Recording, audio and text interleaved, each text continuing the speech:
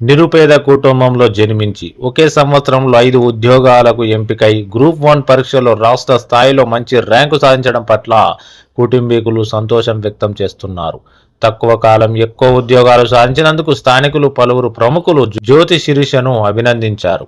వ్యవసాయ కూలీలుగా పనిచేస్తున్న అమ్మా నాన్నలు, ఆడపిల్లలు అని అధైర్యపడకుండా తమను కష్టపడి చదివించారని జ్యోతి శిరీష తెలిపారు.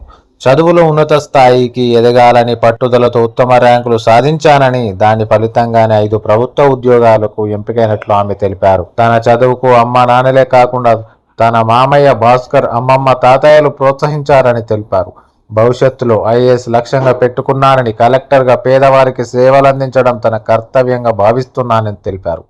గ్రూప్ 1 ద్వారా వచ్చిన ఉద్యోగ విధులు నిర్వహిస్తూనే సివిల్స్ కు ప్రిపేర్ అవుతానని జ్యోతి శిరీష తెలిపారు. ఇక నిరుపేద కుటుంబంలో పుట్టి వ్యవసాయ కూలీలుగా, భవన నిర్మాణ కార్మికులుగా పనిచేస్తున్నామని యువతి తండ్రి జంగం పౌలు తెలిపారు.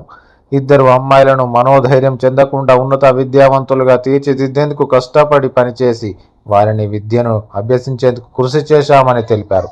తమ పెద్ద కుమార్తె జ్యోతి శిరీష చిన్నతనం నుండి చదువులో మంచి ర్యాంకులు సాధించిందని, ఆమె పట్టుదల చూసే ఉన్నత విద్యను అందించేందుకు సహాయం చేశామని తెలిపారు. తమ కుమార్తెను కలెక్టర్గా చూడాలన్నది తన ఆశ అని అన్నారు.